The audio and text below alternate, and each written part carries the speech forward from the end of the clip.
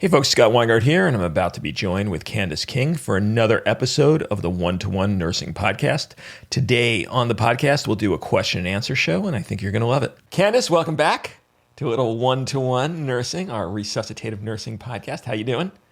I'm great. How are you? I'm doing well. So let's jump right in. We have a question from Scott, but not me. I would hope not you. I might feed some questions into here. We'll see how it goes. He's an ER nurse and a educator, and we talked about during our sepsis episode, the sepsis vital sign blood pressure roller coaster, where it goes up, it goes down, but when it goes down, people tend to ignore it and recycle the BP and then see, oh, look, the next BP is better. I'll ignore what just happened. But that's not good because eventually it just keeps going with a downwards trend, and then eventually the patient died. And he wanted to know if there was any literature we could share to support this. And I put some in the show notes, but there's no one that's really spoken about this directly. And the problem is that you kind of would need an untouched sample where you don't treat them for this, and good clinicians treat them for it. So you stop the cycle. So you'd really have to find a study group that's willing to not intervene. And I don't know how that would ever happen. So I don't know if we're ever going to have great literature on this, because if you're smart enough to be studying the phenomenon, then you're going to treat the phenomenon. And so it's going to get fixed. I think it's really challenging to just leave them hypotensive when you know they're not doing well, right? So that's what frustrates me when somebody just recycles the blood pressure for the one transient episode of soft blood pressure. You know it's not going to be great.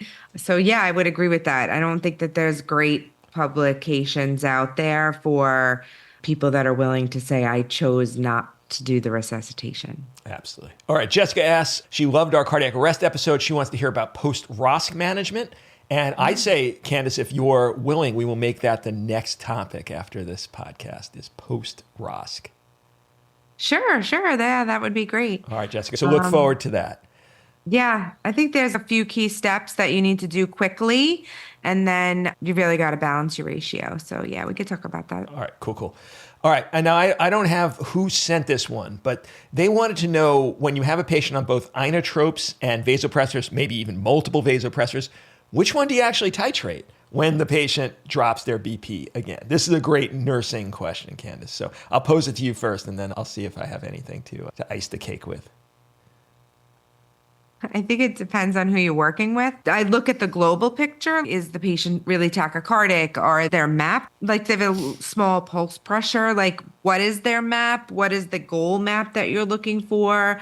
Are they volume resuscitated appropriately? And that's how I make my decision. But I would say my first line choice is always to titrate my norepi first as my option. Yeah, I think if I expanded the question a little, Candace, you've been titrating everything, but now the patient is on, I'll give you the concrete example. Patient's on norepi 15 and they're on epi 0.06 micrograms per kilogram per minute. So they're on, we'll give you four micrograms of epi, right? And what I'm trying to imply is they're on an inotropic dose of epi, they're on a vasopressor dose of norepi, and then their MAP slips down to 58. Are you going to go up on the epi, or are you going to go up on the norepi? I'm going to go up on the norepi every time. All right. I always do that. All right. And I don't think that's a bad strategy. It's just like manage MAP with the vasopressor and then find other indices for your inotropes. And you've mentioned some of the really good ones. Now, if the patient's exceedingly tachycardic, and tachycardia doesn't necessarily correlate with inotropy, but it's going to be hard to keep going up on an inotrope when the patient's already tachy. Yeah. You mentioned a pulse pressure, and I think that's a really good one. If the patient has a narrow pulse pressure, that might push you to titrating your inotrope rather than your vasopressor. Right. And then skin temp's another great one. If the patient is cold, I'd be reluctant to go up on my vasopressor. That's probably a patient that needs cardiac output rather than additional vasoconstriction. It's easier when you're I think we don't consider temperature continuously, and sometimes that's like the last thing people consider, right? That's probably a good point, is that you should consider that a little earlier than I think we currently do. Yeah, especially if you're trending the skin temp. They were initially warm and you've been going up on your norepi and now their hands are getting ice cold. That's a bad sign that vasopressors are maybe not the answer. And obviously in a CT ICU, the nurses have the advantage of cardiac output monitoring, and then you know which one to titrate. And you could get other things like a calculated SVR and what have you, and maybe get some better ideas of it. In the ED, we generally don't have it. The docs might do intermittent echoes and really have an answer there, but just for nursing at the bedside. Now, in New York, and you correct me if this has changed, Candace, you need to give the nurses some kind of direct titration technically on paper for them to be able to touch. And since with an inotrope, there's nothing to really titrate to, then generally the docs have to titrate the inotropes and nurses are only allowed to titrate the vasopressors to MAP. Is that still the case? You can only have one titratable drug at a time in New York. So that's the problem, right? Quibble a little. So you're only allowed to have one titratable drug per class. So you absolutely, in a ICU with cardiac output monitoring, could have an order for titrate inotropes to cardiac index greater than whatever you want and titrate vasopressors to MAP. You can't have two things titrated to MAP. That's outside the nursing office. Right. So in a CT ICU, that's where you have different measures. You can have something to titrate to different items. But if you're just trying to fix their MAP, you can't have both things as a titratable drug. Exactly. So in some ways it makes it easier, but it makes it harder for the actual overall management of the patient because without a discrete marker to titrate your inotropes to, technically nurses aren't allowed to, which doesn't mean it doesn't happen. It doesn't mean it should not happen because I love nurses titrating, but it makes it tough to really give orders that would be okay by the regulatory agencies. All right, we have a question from Amy about stroke trauma combined activations. This is Trombats. Yeah. Oh, it's Trombats because they call them code bats at your place. She's calling them stramas for stroke and trauma. And this is classically the patient who suddenly falls over, and then you don't know, did they have a intracranial hemorrhage or a stroke, and they just fell over and there was no actual trauma from the fall, or was the fall something that made them hit their head and now they're unconscious from a traumatic brain injury? How do you guys manage them, Candace? In my institution, we call the highest activation is for trauma. So we actually call it the trauma activation. And then often the CAT scans for stroke is added to the trauma evaluation. So there's 1 million people at the time. If they're really set that this is an intracranial hemorrhage, they'll call both at the same time. But if not, they'll call the higher one, which is trauma for our institution. And I know every institution is a little bit different. I'm working in emergency medicine, right? The specialty services, everybody thinks their service is the most important. I like to think that we're the most important. So if you ask a stroke attending, they're going to be like, why didn't you call a code BAT first? If you ask a trauma attending, they will critique everything that you should have done for a trauma patient. So that I think is really challenging. So I would always suggest that you should call the highest level for your organization. And then have your voice heard if you feel as if this requires additional imaging associated for large vessel occlusion or an intracranial hemorrhage, whatever you feel is needed. Yeah, that sounds exactly right. And for me, it has to be the history that would make me do a simultaneous activation. If the patient was hemiparetic all along their right side and then all of a sudden fell over, I think that's a simultaneous activation. Or sometimes, and it's very rare, like you'll hear the story of the actual fall and it's like they fell from sitting up in bed to their bed. No, that's not a trauma. No matter like what the EM folks is saying, like I don't need trauma involved for that. And we might do the trauma imaging just to make sure and reassure everyone's mind, but I might not even activate trauma. But most of them, the trauma activation gets you the CTs quickly, and you could just, if you have a suspicion, tell them just as you say, let's do the head imaging for stroke as well. And then simultaneous is fine because it's all going to be in the CTs. The bleed is clearly not a trauma. It looks like a hypertensive bleed, and there's no traumatic injuries. Trauma's going to sign off. So it doesn't cause any problems either way. Yeah, I think it's easier than people make out on paper because you just activate whichever one seems more clever at the time, or both, depending on the story, and then you figure it out. As well, with the key being just get imaging that covers all your bases, and then the services could fight it out after the imaging, what actually still remains. Yeah, I agree. For me, it's easier to call the stroke service after they're more receptive. Yep. Harder to call the trauma service after. Absolutely. Because they couldn't get TPA, which is the only real super time-dependent thing, if you haven't ruled out the trauma. If there's a story of trauma, you need to wait till after the CTs to get that regardless. So it's not like you're losing time by calling stroke after you. For sure. Yeah. All right. We're on the same page. All right, Sarah, who is a frequent commenter, hopefully she'll eventually come on the show. She's another ED nurse educator in resus and emergency medicine. She asked a question that was always a source of frustration for me, which is the patient is in traumatic arrest and CPR is being done by EMS, which I think is very appropriate. And then the right thing to do, in my estimation, is stop CPR and then either do all the procedures that the patient needs or call it. Those are really your only two choices. But that doesn't sell well to people that are not, I think, as educated in traumatic arrest. So she wants to know why all the groups are saying compressions shouldn't be prioritized, which implies that they still have a benefit, versus what she would like them to say, which is don't do closed chest compressions in traumatic arrest. And I don't know if I agree with her question, but I'll see what you think first, Candace, because I'll tell you why I think that actually like the way they say it. I'm a believer of everything that's done in the field for a traumatic arrest, right? They're doing CPR, they put a pelvic binder on, they stop the bleeding, like externally, whatever they're doing. Right. The only thing, in my opinion, that saves those people is attention that may have been missed. Right. Or if you could sew up a hole that is exsanguinating. If you can't do that, then it's over. Right. And I also think geography is important, because how long did it take for the person to get there? Some of these things are like really futile. So for me, I think a traumatic arrest is cut and dry and should never be more than 3 minutes. That's what I think it should take. There's always a million people at that bedside, which is more than you ever need. But if you have a physician on both sides and you can do your procedures quickly, I don't think that there's a place really for it. I think I've seen very few people, if any, turn around. Yeah, timing's everything. Yeah, so Sarah, what I would say is CPR doesn't have zero utility. It just has a very low utility. And I can imagine there are patients who it might help versus doing nothing.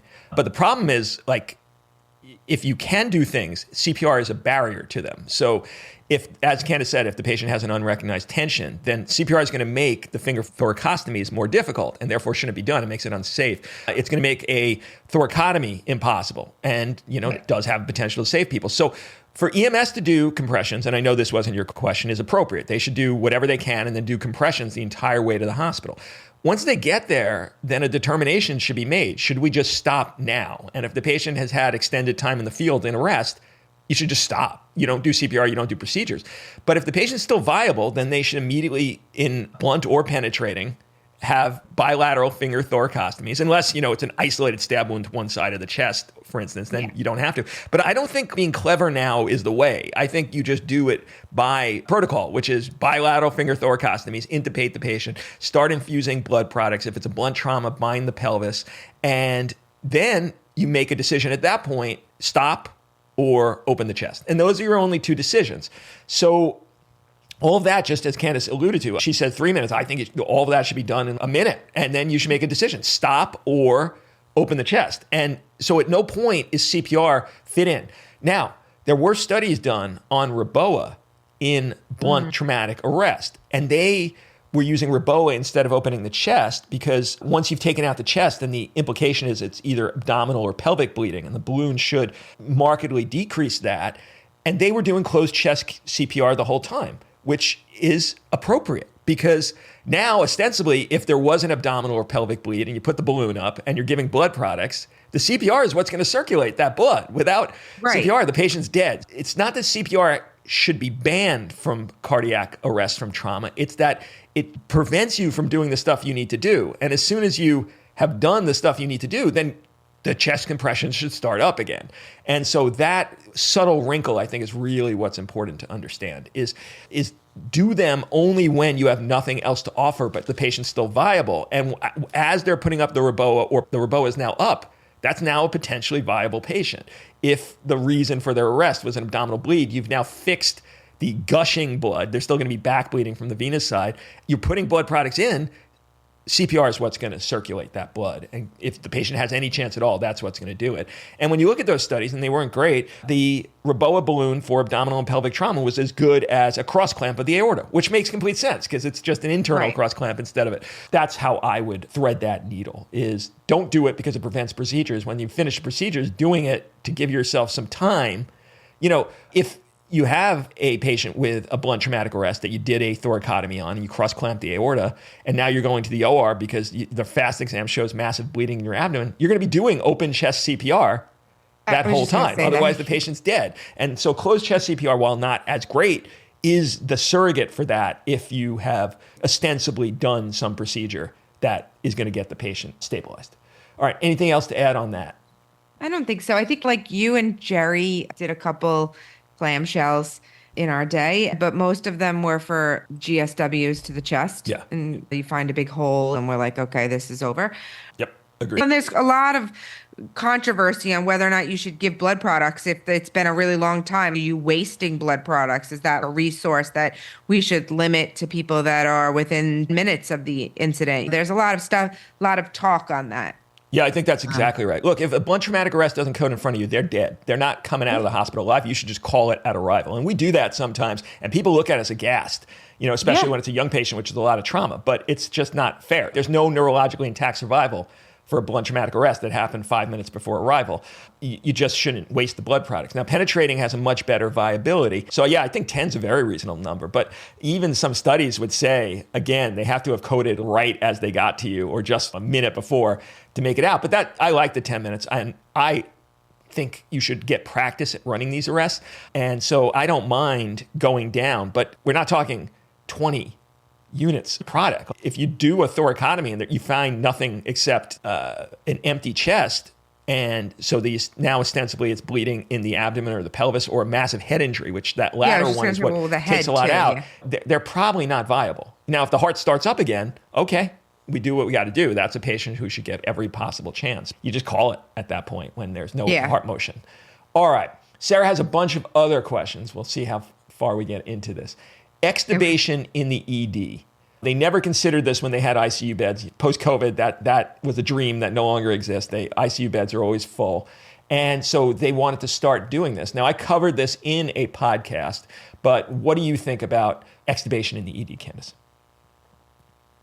You're not talking about like we intubate somebody for a procedure, like a test. No, I'm talking like, and the classic one is patients super inebriated and also floridly unconscious, GCS of 3. And it's, is this a traumatic hemorrhage or is this a patient who's just drunk? Yeah. And the safest move is intubate them, get that CT, let them metabolize their alcohol, and then pull the tube. So, or sometimes what happens to the GHB patients, or another one where like they're floridly comatose. You obviously have to intubate them. And then they're up, like they're pointing at their tube and they want it out. We extubate it all the time in the RAC. Is that still going on? Yeah, for sure. We don't say we won't do it. If that's the progression of the care and the disposition for the patient, it doesn't matter. We'll pull the tube. We're not going to leave them intubated just because they're in the ED and don't need it. We would never do that. Yep. I would pull the tube. Yep. So I think you should pull the tube early if you could, right? Once the patient meets your markers, to pull the tube. Yep. It's better for them anyway. Now, I think Sarah's asking from the nursing around it, and it's mostly an RT-driven therapy at our place, or the doc if they know what they're doing. But if you tell RT, assess this patient for extubation, and then they're going to handle all that side of stuff. So I think where nursing really comes in is monitoring that patient post-extubation. I guess there's a little bit of nursing we could talk about in terms of sedation management up until the intubation. And you really want to start, if you think this is a patient who could go down an extubation route, you really want to start planning early in terms of no long-acting agents and like benzos. Those are going to really trip you up because, I know you're making the face because you don't do that, but a lot of EDs do. So really, propofol drip is your friend here, or dexmedetomidine, but I think most people are going to be using propofol. Either of those will allow an easy extubation. And then hopefully people are already avoiding this, but pain drips are a problem because they could have a tendency for the patient not to need them, but they keep going in. So we already have told you in previous episodes that we like intermittent pushes of agents, hydromorphone or fentanyl or morphine. But especially in these patients, you really just want to give pain meds when they need it, not a round-the-clock type thing. And then once they're extubated, I guess we could talk next about management during the peri-extubation. Don't not give the patient pain meds if they seem to be in a lot of discomfort, because it leads them to either start coughing and get all sorts of irritation in their throat or actively yank their tube out, especially now when we're not allowed to restrain patients anymore as easily. If they look like they're in extreme discomfort in that period where you're weaning them or assessing them, you could give them a little fentanyl. I think that's a really smart idea. It's not going to hurt your extubation. It'll help it. Not crazy doses, but enough to keep them comfortable in that peri-extubation period. And then afterwards, you just got to watch them. How long do you watch your patients post-extubation before you consider either just admitting them to a floor or sending them home? A couple hours. Yeah, that sounds right. Yeah. Yeah. And we usually put them on some humidified oxygen for a little while, right? And then try to titrate that off as well. I wouldn't shut the sedation off immediately, right? You need to titrate the sedation down and like give some fentanyl and then have all your items needed for your humidification afterwards. Yep. And if the patient starts going downhill, obviously get your whole team involved, let the doc know, maybe the RT know. But the move in general is just put the patient on non-invasive or high flow. And that will take them back to where they were when intubated. Yeah. You don't have to re-intubate these patients in the ED very often at all. The ones we're extubating are already a selected group of, we think they're going to fly very well. If they start having a little bit of problems, usually it's just they're a little drowsier than you would want. And if you put those patients on high flow or non-invasive, they do fine. And they metabolize whatever was there. And an hour later, they're looking great. All right. This is a question I have too. So I'm glad Sarah asked this, Candace. Small volume drips, with the quintessential one in my mind being like a vasopressin drip. Where does it go on the patient? Do you put carrier fluids into another port of that drip? Do you put it into the drip of a carrier fluid? You and I have had these discussions. I've never really felt like really sure what the best way is. How do you manage these drips that are on super low mLs per hour, and yet we have multiple other infusions that we have to manage at the same time? Should these patients get a dedicated line of a central line? What is the best way of managing these low volume infusions? The patients on other vasoactive agents, that are compatible, I'll piggyback them to each other. If they're not, then I will try a carrier fluid with keeping in mind their volume status. I hate giving people a lot of fluid. I think it winds up being a problem. But I don't also agree with leaving just the low volume there. I always fear that someone thinks that they're going to help me and they're going to give something through that line and flush more than 3 hours worth of the medication through. So that always gives me a huge fear, right? I've always said that about insulin or Versed, right? I don't put that on tubing that has side ports on purpose. One, because I don't want you to go ahead and give my patient fentanyl, and now you've given them a bolus of either Versed, ketamine, insulin, and that can make a dramatic change in the patient's condition. So those drugs specifically, I don't put them on tubing with side ports. Where do you get the tubing with outside ports? Is that like special the tubing? Nitroglycerin That's tubing. That's what I thought you were going to say. Yeah. Yeah, with the blue low absorbent tubing. Okay, that's a great tip. Ports. Let's say you have a central line. Do you draw up some of that low volume solution and flush the exact amount of the dead space of that central line? Or do you just discount that? Not usually, no. But that's a thought, but I don't do that. All right. I guess maybe because maybe I would think differently for a PIC, right? Because a PIC is like super long. And we always thought about that when we did nitroglycerin drips for chest pain when I didn't have wrinkles and was young, where you would put it on 3 cc's an hour and the extension set is 2.8 cc's, so it's an hour before the patient gets the drug. Yeah, so that I guess that is a good point that I never really thought about, but I don't use PICs. But I think for PIC lines, they're super long. So you do probably need to think about that. That's a lot of the reason why I use a carrier fluid. I don't ever just leave it hanging there alone. And when you use the carrier fluid, just for the audience to be clear on this, the carrier fluid goes directly to the port, and then you put in a side port and then the drip. And that way, there's a continuous river, and the low volume infusion is getting dumped in the river, knowing the current. In the river. So what do you put that carrier fluid on as a rate? Usually somewhere between 30 and 50 cc's an hour. All right, so we're not talking insane amounts of fluid. All right, cool. All right. We have a question. This was a fight in our unit when we were together, Candace. So I love that. Oh, they I asked this love question. these Yes. ones. Adenosine administration. I've classically given, this is the question writer writing. I've classically given it through the three-way stopcock method. I've also heard about IV fluids running on pressure. I don't like either of those. And then, so I'll leave it to you to start, Candace, about what you guys are doing, and then we'll see. I use the syringe. All right. Tell them what that 20 is so that syringe. they Okay. understand. I think that I have very small fingers. Okay, so I'll tell you why I don't like the stopcock method.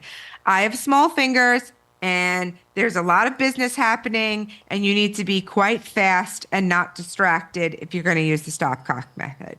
Me, it's very hard for me to not be distracted because somebody, usually you, is calling my name, right? So then I have to look away, and I lost my moments of time.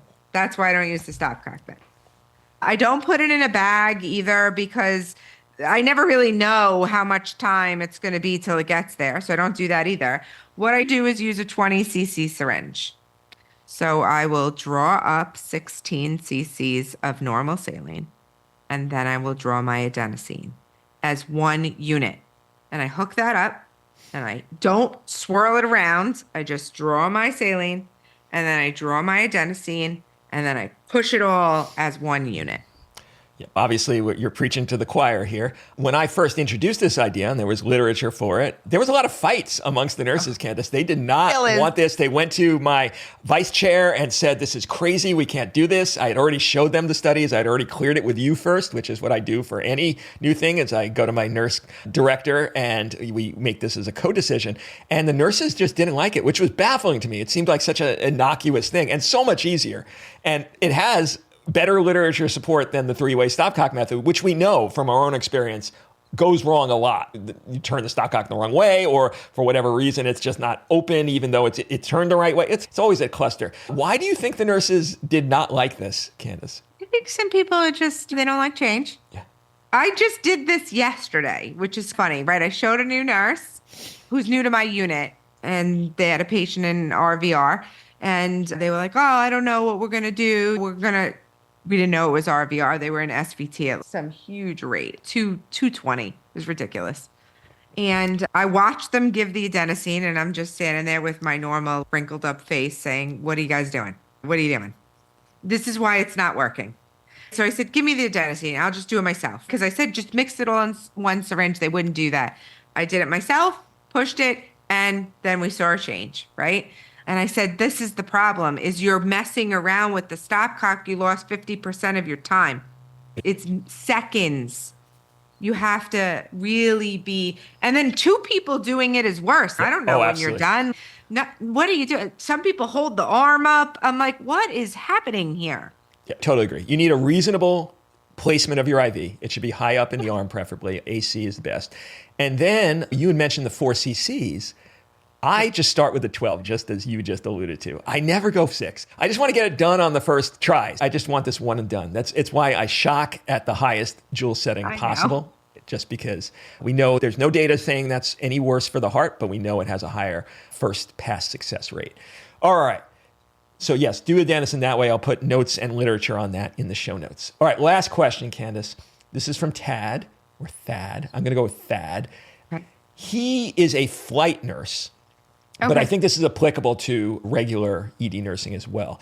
And so he had a situation in which he was going to take a patient and felt that the patient had a pneumothorax that could tension and route and wanted either needle decompression or a chest tube. And the doc said that he didn't feel comfortable doing it. And so the question is, this is not the clinical stuff. It's the escalation of when one clinician feels that the right care is not happening, how that happens. So if I'm going to extrapolate that to a question for you, Candace, it's how does a nurse handle when she feels the doc is either just not getting it or not willing to do the care that she feels the patient needs? What are the steps to resolve that conflict in a way that is not going to cause problems and yet still get the best care for the patient? So in my institution, I teach my staff that they are to go to the leader, right? That's my job. So then I will go to the physician and be like, listen, I want to talk about this patient in 6. We have a serious concern, XYZ. If they still blow me off, which sometimes they do, I actually go and talk to the other attending in the space, right? Because sometimes it's better to hear that from your colleague than your nurse. And while we don't treat each other that way, you and I, other people do, right? And I don't take it personally. I just move on from it. But usually that's what I do. So, one, I will ask to have a conversation about the patient. I always ask, why do you feel like we shouldn't do that? So that I can maybe appreciate their perception. Maybe I'm missing something, right? Or maybe there's conversations or test results that perhaps I didn't see. So I'd like to get your perspective. And then if you still are like, no, and it doesn't make sense on why we're not doing that, then I'll try to bring on board somebody else as another opinion to try to, and then I remove myself, right? So I'll share the scenario with, if it was you and I talk to you. And then after we're done, I would remove myself and I would go speak to Bracey. And I'd ask Bracey, hey, Brace, can you go talk to Scott about these things? I'm like super concerned about this patient. It seems like he doesn't want to have the conversation with me. And then I walk away because I don't think it's right to be like, I didn't trust you, so I went to somebody else. And then I let Bracey go have the conversation because I think that you two are on the same level, and that gives the opportunity for maybe somebody else. And usually when I go to another physician, they're like, Candace is really upset about this. She really feels like we're not doing the best thing. Is there anything we could do differently to kind of meet the needs of what their thoughts are and what they aren't?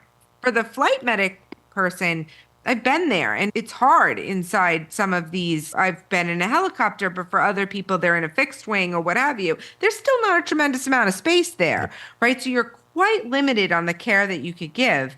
And if you're asking someone else to do the procedure and they won't do it, I think you have to ask the big question. If I leave the patient here, are they going to die? That's the wrong approach. I'll take them and I'll do the procedure myself. Right? Or that's typically my approach. I won't leave somebody if I know they're going to die because that's not giving them a fighting chance at all. Absolutely. Yeah, no. So I agree with everything you said. So much good stuff in there. The first thought that occurs to me is we should always, in general, defer to the highest level of potential aggressiveness for that situation, as long as it doesn't cause any harm for the patient. So if someone is really concerned about X and there's something easy we could do to either rule out X or treat it, that's not going to hurt the patient. So if a nurse really wants to give bicarb during a cardiac arrest, the literature's not great for that. But if it's a situation where they're like, it could be hyperkalemia or what have you, let's just give it. Calcium's harder. Everyone always wanted to give calcium during the rest, and I never had a problem doing it. We now have actual literature saying it probably is harmful. That one, you have to draw the line. But other than that, if a nurse wants an extra lab, I think it could be this, just do it. And that would just eliminate a lot of these fights. But let's pretend there is a conflict. I love what you said of getting the same peer to the person to actually deal with it. And I did that all the time with you. If I had a nursing conflict, me handling it myself would generally not go well because there's a power differential and there's, it puts people on their back heels. I would just go to you and say, hey, here's what happened. I don't know. What do you think about it? And if you felt there was that's probably not great, you'd get the nurse's actual impression first. You'd obviously not go in saying, Scott said that I heard something about this. What do you think happened? And you get their impression and then you take care of it. That was always so much better than actually going head to head. But there are these circumstances where it's time dependent and you actually have to deal with things. Now, there's a course called Team Steps. Most of these courses, these merit badge courses, are garbage. This one's pretty good, and you don't actually have to take it. All the resources are available online as a video course. I recommend looking at it. And one thing they have is for these conflict situations, and they have the CUS acronym, C-U-S. My friend Cliff Reed adds one more S, and I'll take you through it because I think it's so good. You start with, the C is I feel concerned. Right? Yes, which is very benign. It's okay, let's alleviate your concern. Let's talk about it. And maybe they say something and all of a sudden you're like, oh, yeah, I get it now. That's fine. I don't feel concerned anymore. But if the level of fear for something bad going on is still there, then you move on to I feel uncomfortable, right? It's a higher level. There was concern, now there's discomfort. And that really should spark the people all right, let's figure this out. Maybe the doc independently gets a second doc to look at it at that point. Or if they're still sure and they're telling you no, but in your heart, or you think in your heart, no, this is not safe, then you move on to the next one. And that's safety, right? Now you actually bring that.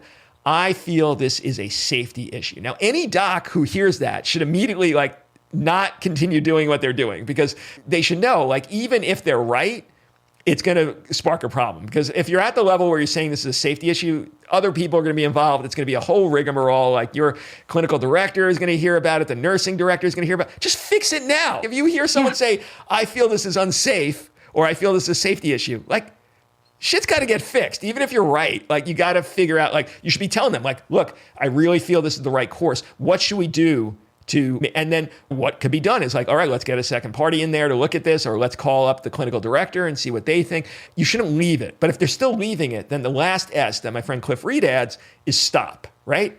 And stop is, all right, well, if something's about to happen that you don't want to happen, please don't do it until we involve other people. Or if it's something that needs to happen, then this has to stop until we bring in other people. And then if you haven't already, that's when you call someone else in authority to actually, mediate the situation. So that's CUSS. First is concern, then uncomfortable, then safety, and then stop. And stop is we're not going further until someone else in authority weighs in.